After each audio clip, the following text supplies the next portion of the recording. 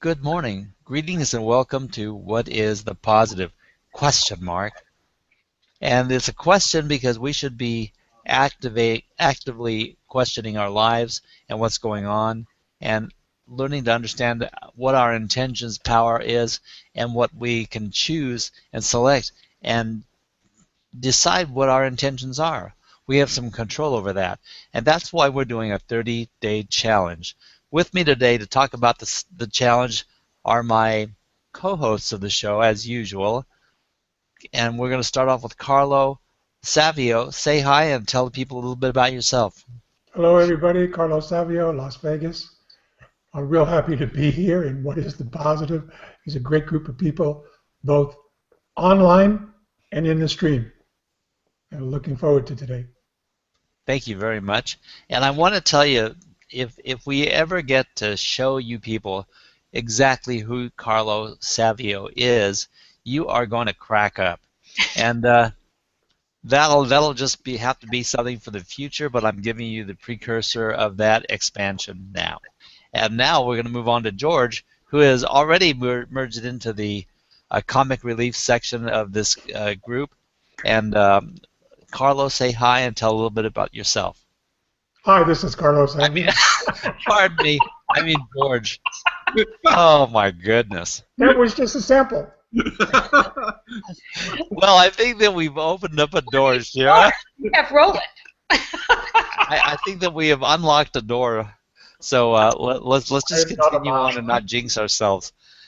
George, go ahead and tell us a little bit about yourself. Hi everybody, I'm just taking my comic relief hat off and passing it. Don't you have a spare? No, no. Well, not one that I can wear in public. Oh, okay. Okay.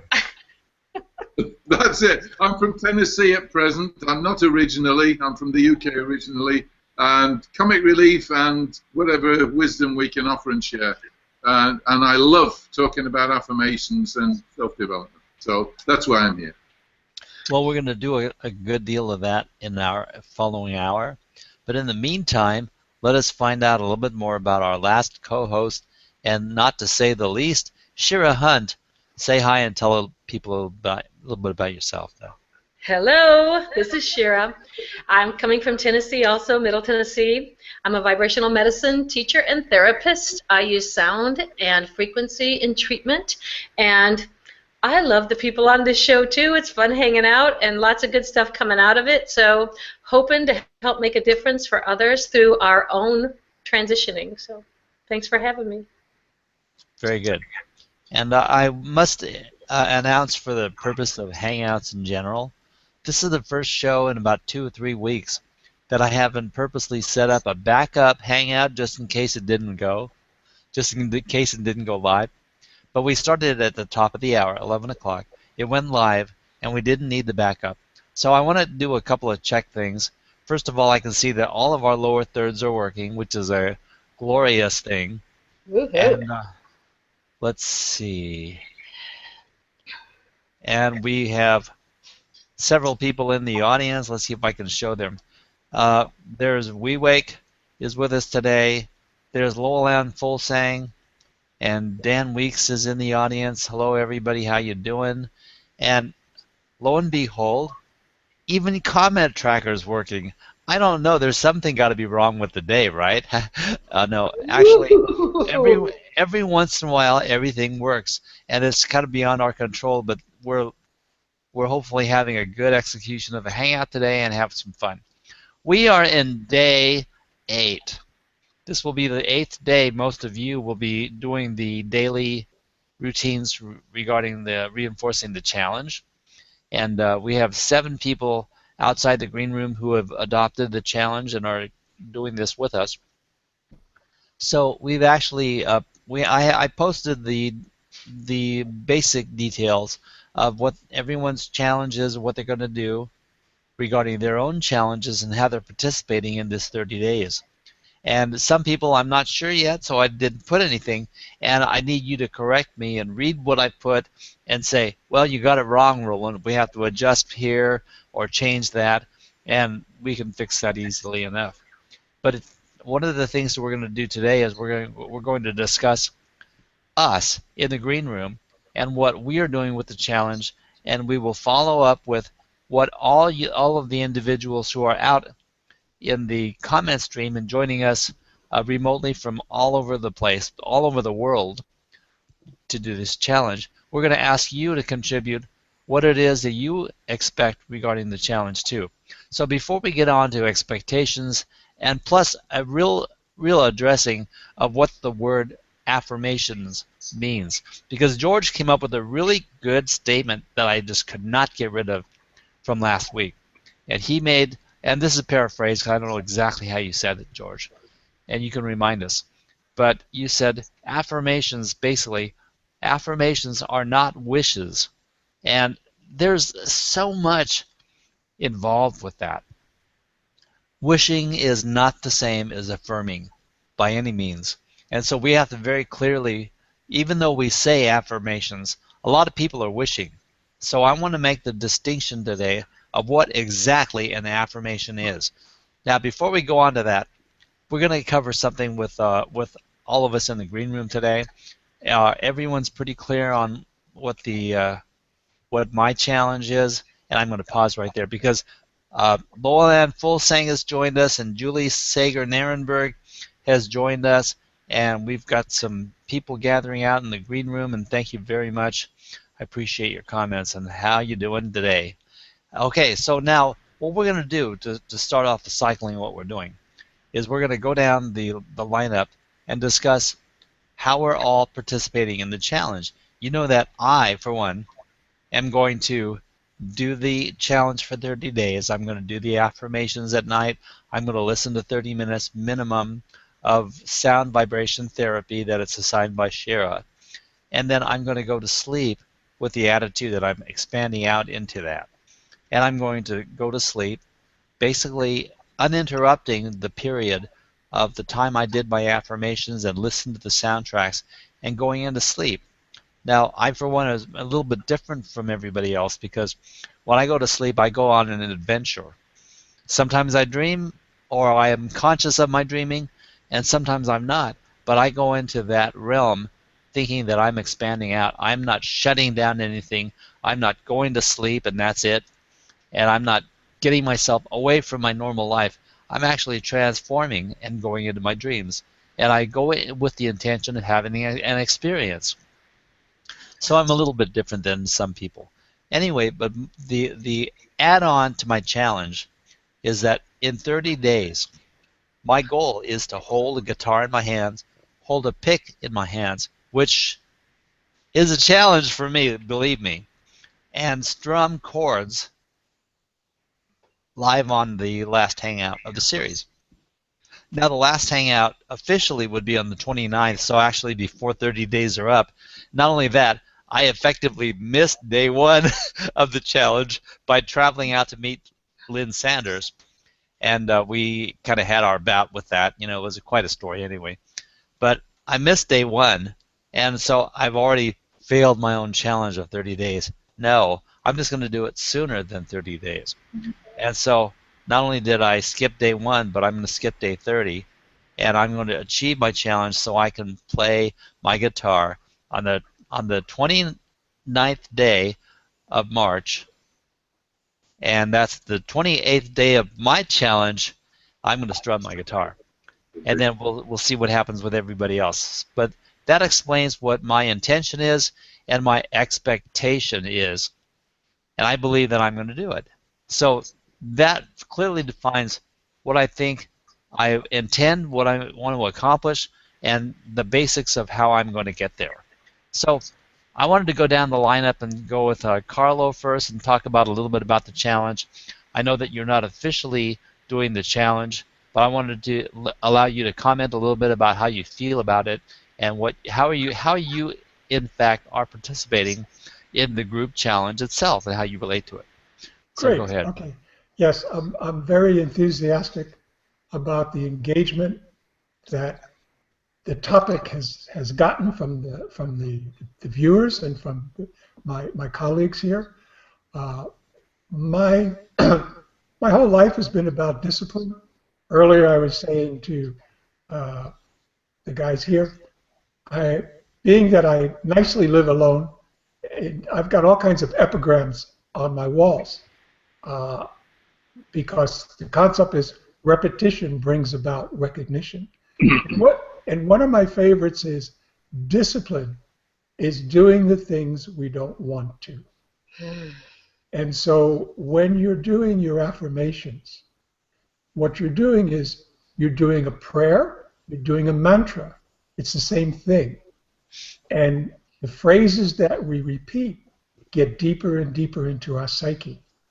I laughingly told Roland, I said, well, the reason I wasn't doing the challenge for 30 days is at 72, I probably invested maybe 14,000 days of my life constantly doing challenges to myself. I mean, I was born a poor kid. My neighbors had to have me. So. Wow, he's really coming on strong here. So yeah, I'm real supportive of the idea of changing our lives. And it's an ongoing process. And I applaud anybody that steps up and makes a decision, whether it be internally or publicly, because it's going to yield the benefits that you had hoped for. So, thank you. Very good. And I really appreciate your point of view. And you bring up a really good point that probably the biggest challenge that we forget we are in the midst of is how to be ourselves. Because, everyone's kind of like in this process, and in the 70s they were going through this thing. I got to find my head, man. I've got to find, in other words, I've got to figure out who I am and what I am in this world and what the world is all about. And people don't have a focus on that. And so that is a very, very big challenge that we go through all the time. We are always discovering ourselves. And one of the ways that I relate to that is I spent 6 decades discovering myself, and now I'm in an expression mode. And I feel that the sooner that people realize that they don't have to wait till they're 60 and they can start expressing now, and that they have some influence and power, ultimate power over their lives, that's the discovery that they need to make. And then explore that throughout their life. But anyway, so much for me interjecting on your little spiel there. I really appreciate the fact that you're supportive and joining us here, and glad to have you. So let's carry on. And before we carry on, we have I noticed a few people. Oh, Jay Neal is in the audience, and he says, I want to display this. He says, hello, Roland and everyone. Although I am not participating in the challenge, I am here to support everyone and cheer you on, and I appreciate that. And it's great having you, Jay. Thank you very much for coming. And Dan Weeks makes an acknowledgement that we should extend to everybody. Happy International Women's Day, by the way, everybody. So happy International Women's Day. That's a great thing to acknowledge, and thank you very much for bringing that up, Dan. And also we have Julie Sager-Nierenberg in the audience, or either that or I said her name twice because I'm just kind of rambling. So anyway, so let's move on now to George and talk about what your challenge is. And I'm not sure whether Shira would be more fun talking about your challenge or you, but we're going to start with you. I'm sorry, it's a private joke because of what we were discussing in the green before we went live. But so we are in great spirits here, so we're going to turn George loose. Go ahead, George. High energy. So let me share that originally I was kind of struggling with what challenge to take on, because I'm a bit like Carlo. I do affirmations every night, and my life is a constant process of development and challenge, if you will. However, I heard something 3 or 4 days ago that really struck me. So this is my particular challenge to myself, and it's kind of different, but it isn't. I'm going to do one bold thing that's changing my normal pattern every day. And the reason that I'm doing this is so that it causes a change of energy. It circulates energy. So rather than being in stagnation or integration, I'm creating a shift of energy within my daily pattern, within my life. That, as far as I understand it, is a way to create new manifestation, because you're keeping the energy moving. That's what nature does. So that's my process. What's going to come at the end of it of these 28 days? Who knows? Let's wait and see. I'm open to anything. I think that this is a great add-on to the group challenge because so many people are setting parameters, rules and regulations, and in effect they're building they're redefining the shape and dimensions of the box that they're in. You know how we talk about the box is what we design with our brain, our mind, and the limitations that we think we have with our body. That's what we've got. We're limited to whatever we can believe and what we can um, focus on as far as understanding and accepting with ourselves, and that's just basically building our box. And what you've described is an ever-changing expansion and an attitude of adaptation and acceptance that says, lead me wherever, and then that's allows you to expand beyond your box because that expands out to the universe. And indeed, it's the best way to find out that we are infinite beings, if indeed we are, which I believe. And apparently you do too, because you're going to be changing for 30 days straight. So it's a great add-on to the challenge, and I commend you for adapting. It's probably harder than the rest of us in many ways. You know, we've got this routine thing that we can do with focusing on one thing, and they say whatever you focus on, whatever you think about, you bring about. But what you're bringing about is a different dimension to your life that's going to change the way you do things and the way you learn and the way you expand, not just one thing about your life. So it's a very different concept, and it's going to be good to add it on. So I want to have a full report at the end of the 30 days from you. And one addition, Roland. Whatever Shira says about my challenges, anything subsequent to this point, do not believe it. It's not true. Okay, and with that, we're going to go on to the third chapter of our day, and that's Shira telling you about George's challenge. Well, Liar, no, liar, pants on fire. maybe I don't we know if won't I do should it. really share that with the public. Go Yeah. for it. Yeah. Go for it. It'll sell popcorn. Let's keep that open for debate from the green room only for the time being. We'll break But, you up. and we'll carry on with the tradition of what we're doing. We'll ask Shira about her own challenge. Okay, cool. And I was going to say, I could share that, but I'd hate to shock the audience too badly, you know? well, they might not absorb another thing for the hour, you know. They already know what it is now. What is that saying? Those who are shocked easily need to be shocked more often? They could become addicted to the shock factor of this show. And that's okay, because I think the world is pretty shocking when until you realize that it's perfectly normal. This is true. Ever so true. So ultimately, I haven't taken on a specific challenge for the 30 days. I have a number of my own personal challenges underway right now, and that's kind of my life. But I think maybe if I were going to focus in this month, I could probably lay something out there that right now I've got an inside battle going on about a new class that I'm creating. It's not just my class. It's actually going to be a joint class with George around authentic relationships.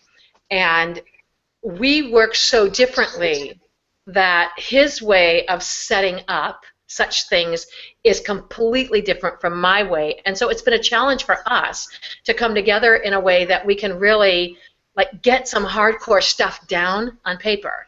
You know, it's like all the information is here, all the wisdoms are here, all of the challenges. We've come through so many together that for me has been really insightful for a number of my clients and those kind of things. And so, so ultimately, yes, this is true. So I just got a little blurb that George is anal, and this is true. But that kind of meticulous, get all the ducks in a row type thing is really helpful for the organization. But when I do classes, oftentimes it's a free flow for me, and it's kind of like it just kind of spills out. And I'll even tape my conversations and use that as the basis for building modules. So So yeah, maybe I just take that on, that by the end of 30 days that we have a really good solid structure for this class so that I can begin to, because like George, I have my ways, and I am learning to bend, in conjunction or in the integration with others, learning to bend and release some of the way that I do things to make it flow easier. And so that's a challenge for me, and it's a big one. So that might be a good one to take on. Very good. And in the midst of that, it's like even running this show, for instance, is a challenge for me because I have some goals in mind with the show. And part of it is to have honest conversations about stuff that people never talk about. And that's one of the reasons that Misty Lynn has this show, The Death Chicks. That's one of the reasons I watch her show, is that the subject is never discussed. It's never discussed, and they've tackled maybe the toughest subject around and placed it in a weekly hangout, and they talk about it every single week. Now, are they always easy discussions? No. Are they all? Do I agree with everybody on the show? Not necessarily, but they bring up a discussion and they talk about something that is fairly intangible, where we have a multitude of opinions because everyone's opinion is different by a by at least a degree, and the subject is it's about death, and people just don't attend to it. But when when you attend to a subject of that nature, you make discoveries. You talk about things, get opinions from people and perspectives that you didn't know exist because they're never talked about. And that's kind of how I feel about life in general. So when we talk about my angle for what is the positive, my angle is that you always ask for what's more, what's next, what can I do, and not this is the way it looks to me, because you're at a dead end street if you examine life like that. The idea of what is the positive is that whatever the problem is, whatever the situation is, right down to your dying moment, you can still ask, what is the positive? Maybe at the last moment you'll be thinking, what have I achieved that I didn't realize that I achieved? Or what foundation of love and that am I taking away from this moment? How was my life of value? You're still going to be thinking about what is the positive. So when you get to that point, that's great. And if you can do that, I think that you're going to be happier in the passing wherever you end up than if you're looking at life dismally and with all kinds of regret. So in the meantime, none of us are at that point. Well, some of us might be, but I assume that we're not. We are activated, we're action oriented, we're energized, and we're deciding now, how do we want to affect our lives? So that's why we ask, what is the positive? And Shira, I commend you on your challenge. You've got some big, huge things in the midst. And I think that you're going to find that when you ask the question about yourselves, what is the positive, you're going to come up with the supreme solution, and the two of you are going to fit together in the whole thing perfectly, and it's going to work out for the best. And you're going to find out what the advantages are of how you present and what you present to the people and what the product is of your offering, and it's going to be of very unique value. So anyway, um, we're dealing with this challenge, and people have decided to institute their own challenges, and I think that they're great, by the way. But we're going to talk about a couple things regarding the challenge today. And the first thing that I want to address, last week, George said the awesome statement: affirmations are not wishes. And without going into it because I'm real opinionated, you know me, without getting into it really deep myself, I want to know how everyone feels about the concept of affirmations. Indeed, it's one of the key factors of our challenge that we have to do every single day. So people are deciding their own challenge, their own affirmations, and declaring what it is that they want to infuse into their soul, and they've decided on their affirmations. So anyone can chime in and talk about what they feel affirmations are and what they mean. I want to start with what they're not. Is that it's not a good idea to put negatives in your affirmations. I won't do this again. I'm not going to. Yeah, these are the kind of things that are going to put all of your energy focused on those negative aspects that have been maybe your issues for quite a while. So to begin with, the affirmations, they're an empowerment to the subconscious coming through the conscious mind. So ultimately, the reason we say them before bed is because we're trying to access the subconscious. And the way that the subconscious is changed is the two major ways: repetition or trauma. And none of us really want to take the trauma route if we don't have to. So the repetition is really the good way to go. And so that the repetition then needs to speak to what feels real to us, what we can accomplish, but also stretching us, taking a risk, asking for something that we've never accomplished before, and believing that it's a possibility.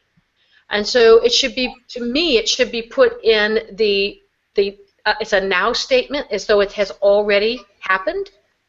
So if you are looking to really be able to walk 20 minutes every single day, it would be, I walk 20 minutes every single day, to expand my vibrant health, or whatever the purpose of your walking is. But it would be, I'm doing it, or I do it, not I want to, or I'm gonna, but I am.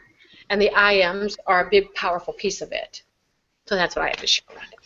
Yeah, let's once again, the good discussion could go off and just fill in the blanks of what you just said, because one of the things you said was it's a now statement. It's an I am. It's presently. You don't want to say I will, because as soon as you use a word like will, you have detached yourself from the happening and said you do not own it right now, and that you're going to bring it on with all your might. And you know what? You've basically described the resistance that you're going to have to attaining the goal. Yeah, whatever it is, minor or major, you've described it, and you've said, I will do this tomorrow. I will do this someday.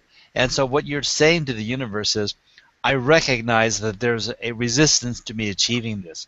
And I recognize that I'm going to have to really get my guts together and commit myself to attaining this goal. And it's a struggle thing.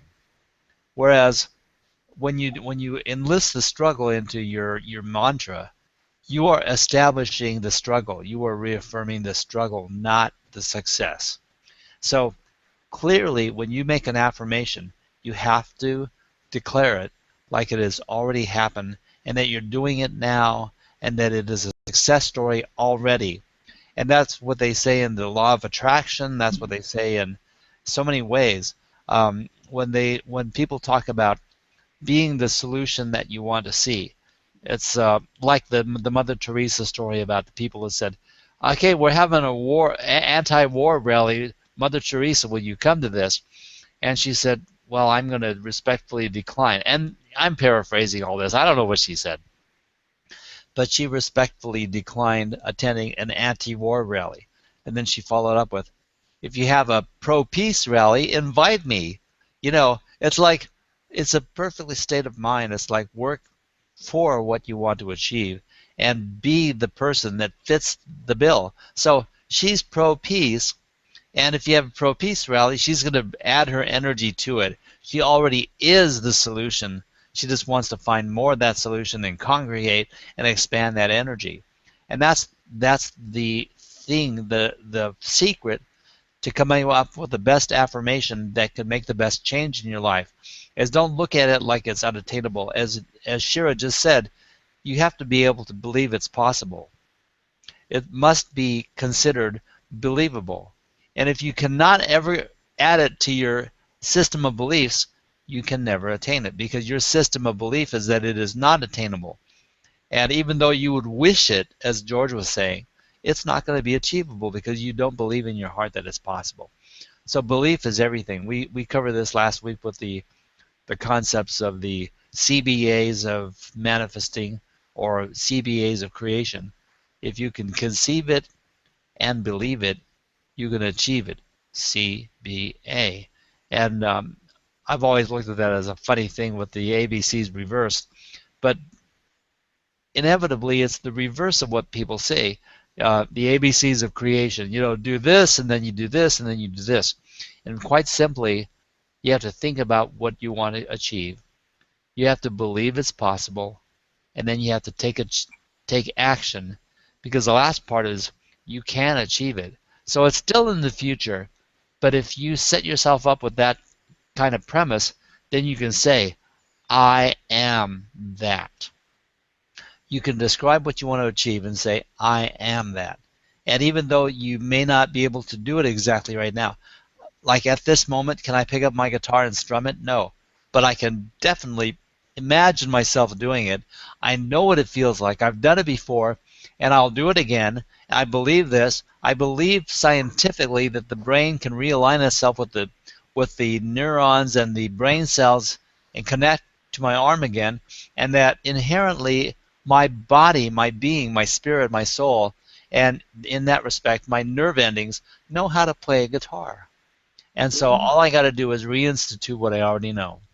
Roland, one thing, actually there's a few things, but it's a perfect segue, because one of the things that came to mind, and this was mentioned when we had that first show, that emotion is the big driver of manifestation, of the creation of new things. So if you see or feel whatever it is you wish to manifest as already existing, and feel the emotion of it, which is what you were just talking about, you can sense, you've got a sense of that happening. It's a beingness. When you bring that emotion into your affirmation, then you're on the path towards creating something. That's so critical. One of the other things was, going back to something Shira said, the mind doesn't understand negative statements. It only works in nows and is. So if you say, I can't, it's just going to keep reiterating, you can't, you can't, you can't. That's part of the law of attraction, as far as I remember. And the one last thing I want to say, to me, affirmations are a bit like driving. Tentative doesn't work. I don't know if you've ever driven behind a tentative driver. They're bloody dangerous.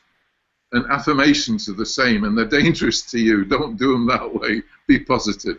That's it. I'm done. Okay, very good. Well, I thank you for that. And I don't know if Carlo, you have anything to add to that? Sure. I've been Go ahead. Steven Tyler, Aerosmith, said, "Is the music in my head bothering you?" And I'd be curious, okay, when you start on these personal challenges, the first few days you may feel a little sheepish. The next few days you start to see a little bit of light inside of yourself, whatever that word light means to you. And what I would also like to focus on is that when you're doing your affirmations, try not to do them from chain memory, but try to do them like you're putting something precious inside a very safe place, one affirmation at a time. Beautiful. So, because the mind will run a computer program, look like the Matrix, and just do lines and lines and lines of your affirmation, and your lines will succeed and your affirmations will be held back. Wow. So also, if anybody, unfortunately we can't see the people that are participating, but I know they're all psyched about taking the challenge. If anybody would like to post some brief words of how you're feeling about these days so far in a couple of 3 words, we'd like to hear from your side of it. Cool. That's it. Absolutely. Yes. That was a really good add-on to what we're doing here, and to encourage the people to post their thoughts continuously. That's one of the reasons that we have the alternate hangouts on Thursdays and Sundays, and we'll talk about that before the show's over. Go ahead, Shira. Oh, I was just going to validate what that beautiful piece that Carlo just brought. Because one of the things that I've uncovered, just literally in the last month, something has shifted for me. And I've always been a really up, happy person, and I'm the Pollyanna, and I can find the silver lining on every cloud, and it's my way. But that whatever has occurred in this shift, there's been a release in me that is now. It's like I have no resistance to anything. And I lived in a space that even though I was very happy and up, I learned with my children to expect the worst. That way, whatever happened, I was never shocked. So there was that little bit of an essence of kind of expecting the worst, but wanting the best, and now the expecting the worst is gone. Something has happened and shifted for me, and I think that it has to do with what Carlo is talking about, is that what's happening is that I'm very, very present in each moment, and what I'm recognizing is that when I'm in the moment, my brain doesn't take me off on confusion or worry or thoughts outside of what's happening right now, and it's as though every single thing that I'm doing in my life is attached to love in some way. It's attached to the deep joy. And I really I've been moving through my world, and I've been using this language, is that I just feel like I'm making love to everything. Everything. This morning I went out early. I just kind of threw all my morning stuff aside and decided I was going out to be with the earth. And I literally, with every step that I was taking, I felt the earth loving me. I felt the earth supporting me. And it's just a space of really embracing the magnificence of life. And in these challenges, we're trying to bring something new to ourselves that's going to enhance our lives, that's going to make us feel better in our spaces, that's going to make us more whole and more full. And so if we can bring that sacred space that Carlo was talking about in a way of either joy or happiness or divine commitment, whatever it is, I think you're going to get a lot more mileage out of those affirmations if you're bringing that piece to it. Absolutely. I'm going to watch the replay of this show myself, because you guys are really saying some profound things that I feel that the people in the audience could probably benefit from if they actually really got down to the root of what you're saying and could find in themselves a feeling of agreement with what you're saying, to really understand what you're saying. Because one thing about polarity and about positivity is that it feels good. Now, you can be positively angry, of course, there are feelings like that. But when you're really being positive, when you're being true to your inner self and your spirit, it's all in alignment with the things that you desire and want and can have. Because technically, God didn't say that you can't have anything. Only people tell us you can't do this and you can't do that, and we're the ones that really invented the word can't, I think. So as far as I'm concerned, anything is possible. And if you really believe that, then it's like, let's devote our time and our precious life to discovering what is possible. And in that, you have to come to terms with, well, what do you want? What do you want? What do you desire? Where are you at? And where do you want to go? What do you want to be? Or what do you want to realize that you are already? And just want to expand that. And that's the essence of affirmations, is to make that decision and live the moment of imagining you already achieving what the goal of our 30-day challenge is, and just living in it, saying, like for me, Roland, I'm holding my guitar and I'm strumming this song that I'm familiar with. I know all the chords. I can play that. I've played it 100 times, 1,000 times, and I'm imagining myself doing it, and it makes me happy. So not only does the feeling of the affirmation and what your goal is make you imagine what you're going to be achieving physically or mentally or whatever, spiritually, but you also have to feel good with it. And if you don't feel good, there's a problem already. So whatever the goal is, the affirmation, it should feel plus, should feel positive, should make you happy. that you achieve it. And I, I challenge you to bring up something that makes you feel bad and take that on as a challenge. And guess what? You will be successful at it if you take on that challenge. You will end up unhappy. But the option for us is to go for happiness and fulfillment, and that is totally in alignment with the universe. Anything else is possible and it's yours to achieve if you want to. But when you get down to the analysis and you think, wow, there's ways to go this way and ways to go that way, I think that we would all achieve or all decide to be fulfilled and happy if we had a choice. And I beg to differ with anyone that says that the opposite of that is a beneficial thing in life. Hey, So, go ahead, George. just a question, or not a question, a statement. I think it's worth mentioning that if anybody doesn't believe that visualization, which is what we're talking about, a positive visualization of a desired outcome, if anybody doesn't believe that it works, they only need to start doing some research on Olympic athletes and different sports teams, because they use this over and over. Tiger Woods uses it for his golf swings. And they've seen, I think Shearer can verify, there have been experiments with blind groups as well, where some people have done a visualization, some people have done an actual exercise, and there was a control group did nothing. The people who did the visualization had almost as much benefit as the people who did the actual exercise. I mean, it's that effective. They say that the brain can't tell the difference between actually doing it and you imagining it. And this is related to something that the guy in the movie The Secret was talking about when he talked about visual motor rehearsal. And the idea is you practice something that you want to achieve over and over again in your mind, and your muscles and your brain, they will respond to this and improve the likelihood that you could achieve what you want to achieve. And you can literally practice running a 100-meter dash in your mind and improve your race.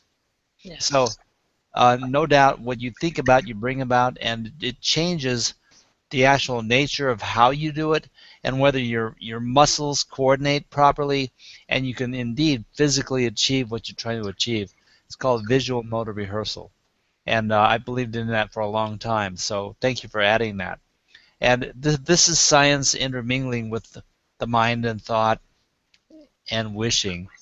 And I want to get beyond wishing, and I want to get into the concept of intentionally doing, because that's my whole thing. Is like when people say, well, you could do this and this and this, and you can follow this sequence and this formula of doing this stuff, and then I ask them, but what do you want to achieve? What is your thought about what your goal is? What do you believe that you can do? And when we get down to that, that determines way more than what their modus operandi is going to be and how they plan on getting there. Do you believe you can get there? And I believe if you believe you can get there, you'll find a way. You don't need a formula necessarily. You don't need someone to hand you the tried and true proof package that is $9.95 on special now.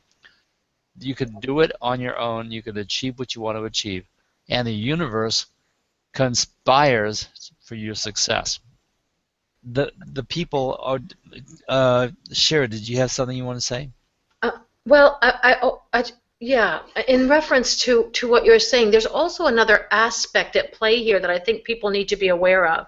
We live in a really subjective world, and because of that, the way that we get clarity is through contrast.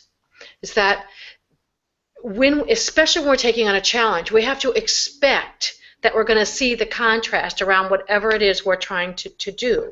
So this, did you want to go, Roland? No, go ahead. Okay. That ultimately, the minute that you decide, you make a choice, I'm going to accomplish this, literally, the universe will put up questions for you. Are you sure? Here's a little challenge. See how you feel about it. Then show me, prove to me that this is really where you want to go.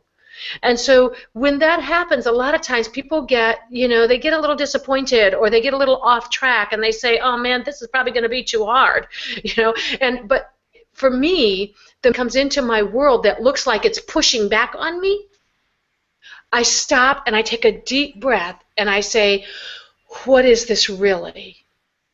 And oftentimes when I do that, what I find is that that's that little thing inside pulling up the visuals for me to, that is my doubt, basically. It's my doubt coming up to bring me to the next step.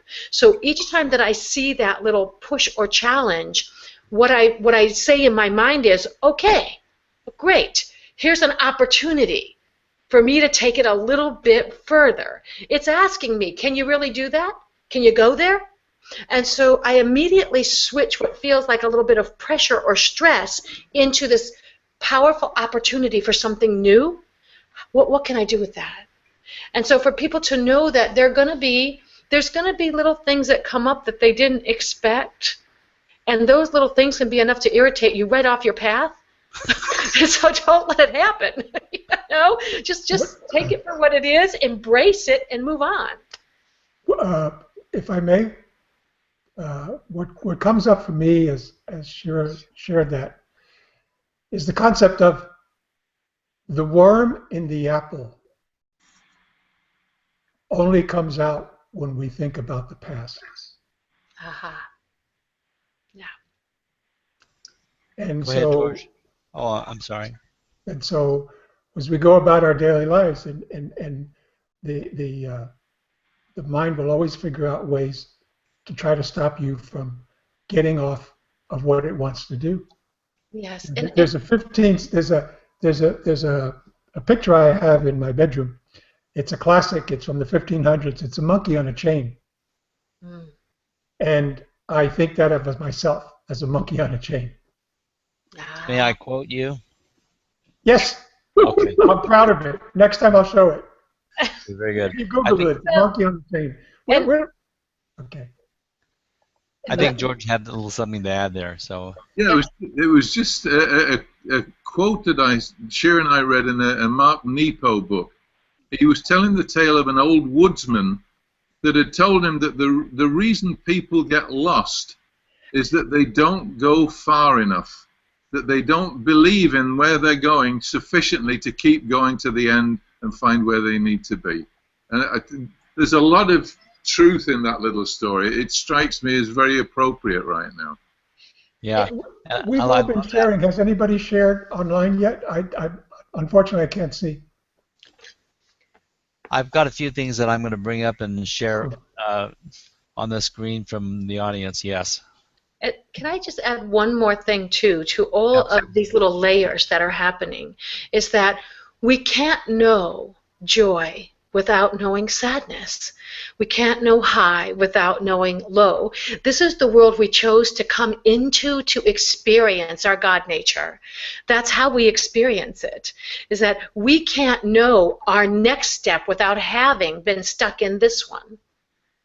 And so to embrace whatever that piece is that will propel us into, the darkness takes us to the light.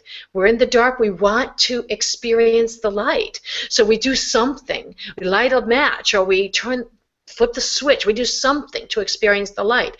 And that's what these challenges are all about, is that we get to look at what we have now that we want changed, and we just reach with all we have for that opposite expression, or that little bit of a different expression. It's an extremely good point, Shira, that we would not understand joy if it were not for everything else in our experience.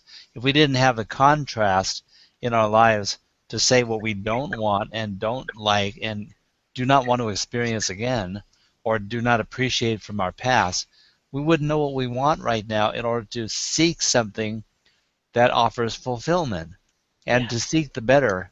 If we experience the contrast of the things in life, we know what to want about our future and what we want to do now, and to give us a drive and an inspiration to influence the world in a positive way. And that's what it's all about. And if we experience both sides of the coin, we know that we know why we wanted to land on heads, but we have to experience both sides of the coin. So the people in the audience are commenting, and I want to take us back for several minutes because they've been building up on us. Uh, Jay Neal made a really good comment. He goes, "I have a sign which hangs above my door and is the find the wonderful in today." And he wraps up that you can't see below that. It says, "It's a great reminder to me as I leave my house." And no doubt it's a great reminder, and it's something that when we remind ourselves every day, it starts becoming a part of our daily attitude. And so I could really appreciate what you're saying there, Jay. And people should post themselves a message that they want to live on their wall, on their front door, on their way out as they leave their door, to be able to set their mind in that fashion and then go out into the universe. So very good. Thank you very much for adding that. We Wake says, "I will" means you are challenging the universe. We all know who wins. "I am" means the universe helps you. And I think the point is that the universe conspires for us either way. So when you say "I will," you're admitting that there are challenges and that you're not there yet. And the universe says, "Yep, I'll reinforce that statement." When you declare, "Yes, I am," then the universe says, "Yep, I'll reinforce that you are." And the statement, like from the Bible, that I love is the "I am" being the shortest statement, the declaration in the Bible. And the "I am" is like, I don't need to describe it, I don't need to explain it, or I don't need to define it. I just am. So that's the shortest distance between the points of what you want to achieve and your challenges and your goals. And being there, you can do it in your mind right here and now. That's what an affirmation is. You don't say it's going to be later. I didn't do that before, or I don't want to do this. You, you leave those thoughts behind, and you declare for right here and right now what it is that you want, as is "I am." It's no longer a want. It's simply "I am already that." So you eliminate the distance. As long as there's a distance, it becomes a wish. And so that's why I wanted to cover this today, that our affirmations should have no room for "someday I'm going to achieve this affirmation." The affirmation is a declaration of what is now. And the only thing keeping you from being what is now in fulfillment is our thinking that we are not. Yes. That's the only thing separating us from it. So the challenge is really in our minds to adjust our thinking so that we can conceive that it's possible and believe that it's possible, and therefore bring about the manifestation of the achievement. That's what these 30 days are about. So as you're looking at your own challenge and your own goals, think of it as these are things that are already mine, already available to me, and I'm doing it if I want to. I just have to make up my mind and do it. So the CBAs, once again. A couple of other comments from the field. Loan Fulsang said, "My concept of affirmation: you get what you think about, whether desired or not." It's by Michael O'Shea. "I think this is the way I make choices in life. However, this has to be married to taking action." Yes, it does. And we could spend an hour on that too, because taking action is me living my life. It's not a matter of tomorrow or in the morning I'm going to do this and that's going to activate this thing. I simply believe now what I believe, and it's going to happen because it has no choice. I believe it. And everything that I do with everything in my being is taking the action, making a step of faith that I know it in my heart that it is. So a little relationship with my affirmations there.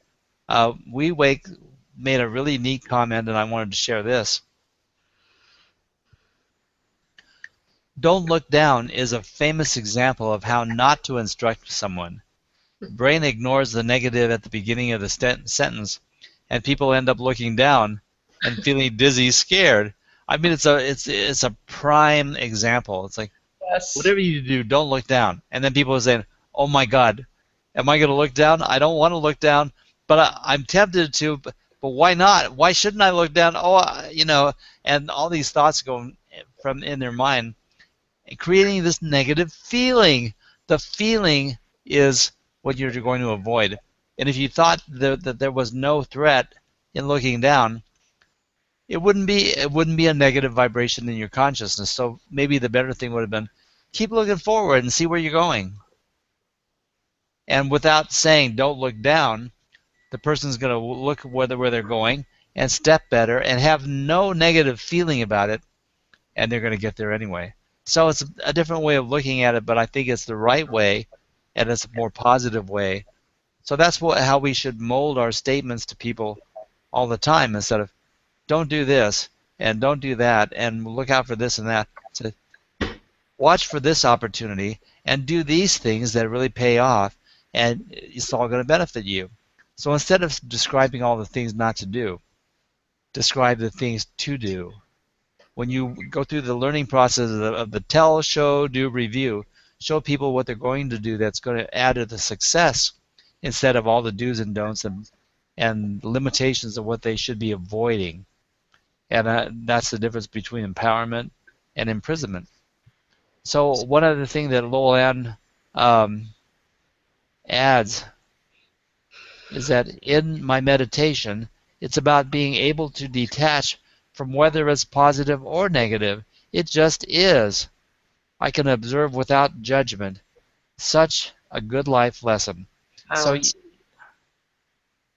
I agree. The neutrality is full acceptance, and in life, the better you accept life, the better you, one step closer to assuming some domination and control over yours.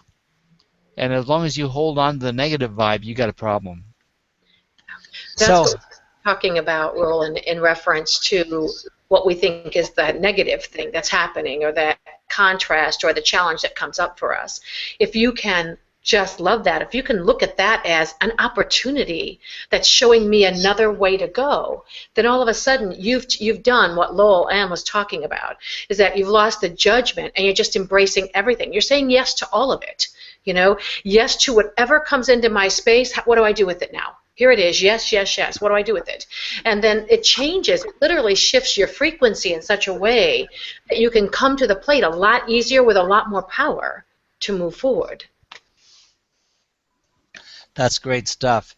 And I read this statement the other day, and it configured a thought in my mind, and it said something about sometimes you just have to say no. And then the first thing that came to me was, no, you don't. and, Yes.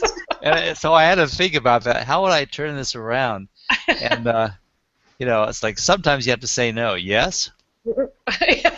Yes. Sometimes yes. Yes.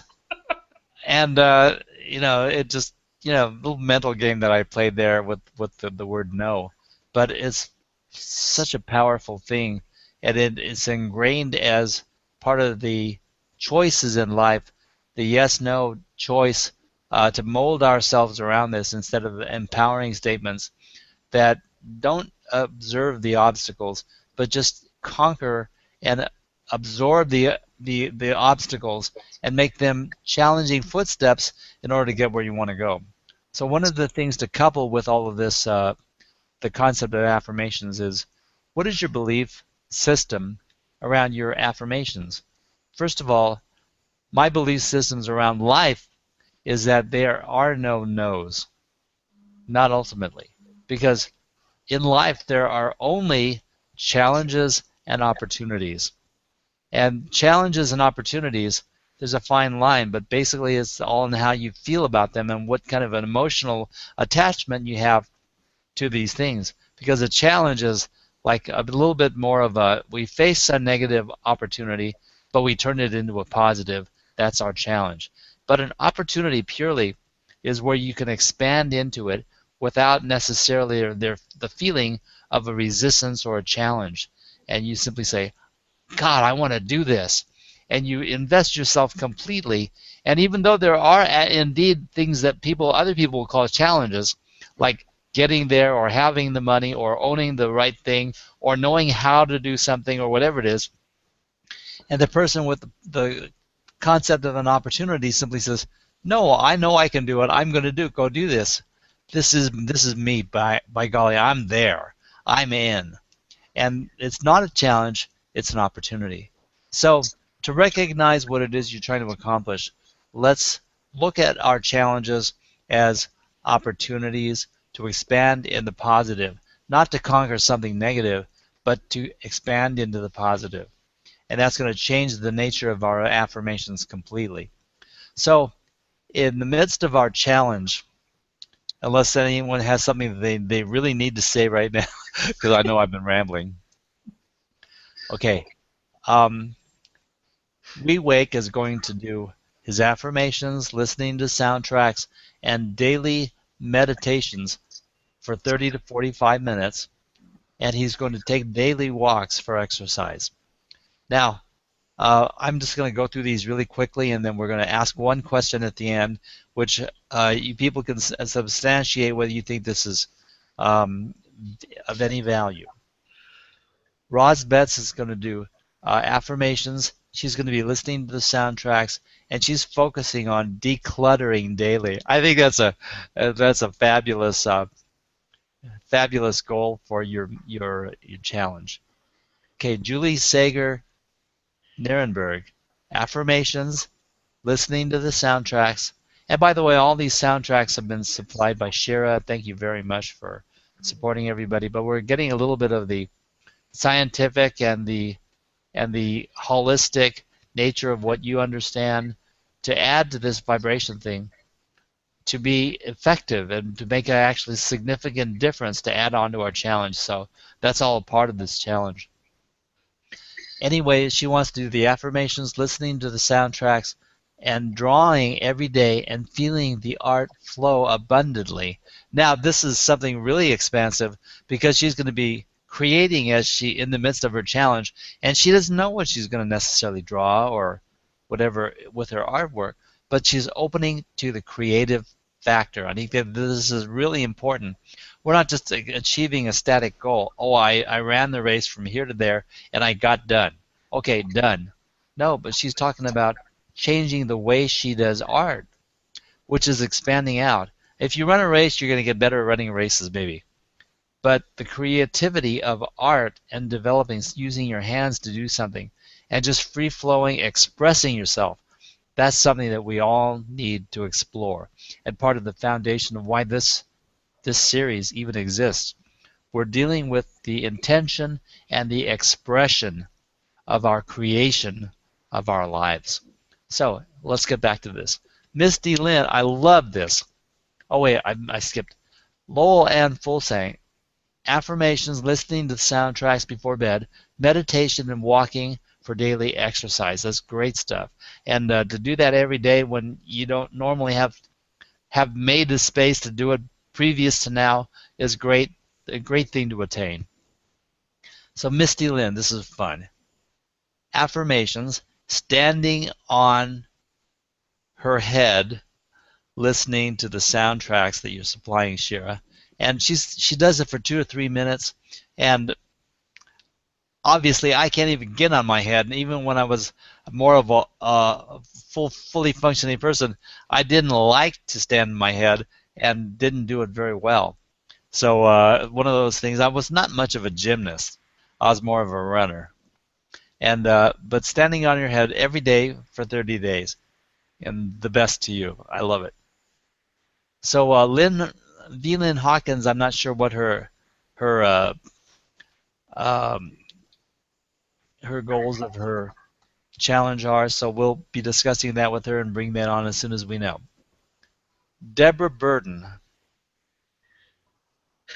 affirmations at bedtime, soundtracks at bedtime, and sleeping to a DNA repair frequency healing theta meditation, cell regeneration with binaural beats, 7 hours long. So she's going to listen to it all night as she does these additional sound vibration therapy that she's adopted on her own, and affirming love for myself.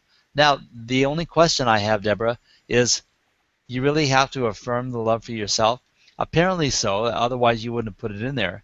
But we are rooting you on with this one because I believe thoroughly that we cannot love others any more than we have a realization of love for ourselves. And loving ourselves allows us the capacity for which we can offer love to others or expand into that love. We can't, if you hate yourself, it's virtually impossible to really love anybody with any true love a result, because you're not letting yourself flow into the vibration of love if you're hating yourself.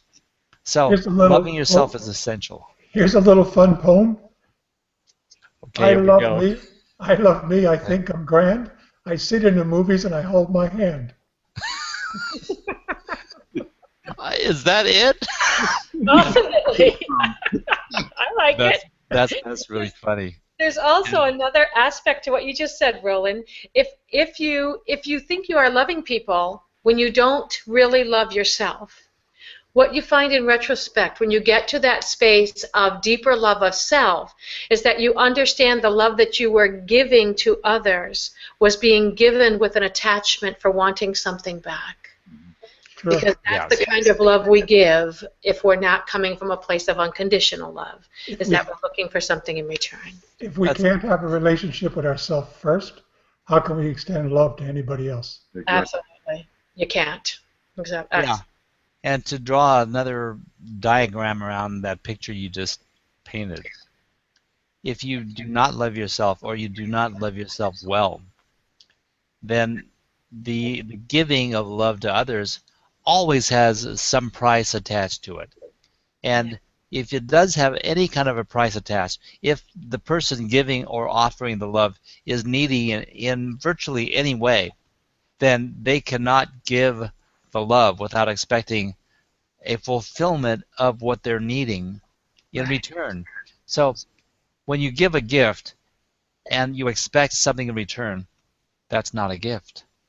No. It's a You trade. could have a whole show on self-love. Yeah. And indeed, what is the positive will in the future? But we're going to just about wrap up this show. We're running on 10 minutes overtime, and I appreciate everyone being here and commenting. And I love all the comments. And I love the participation. I love the support of the people in the audience who come here and cheer everybody on, and thank you very much.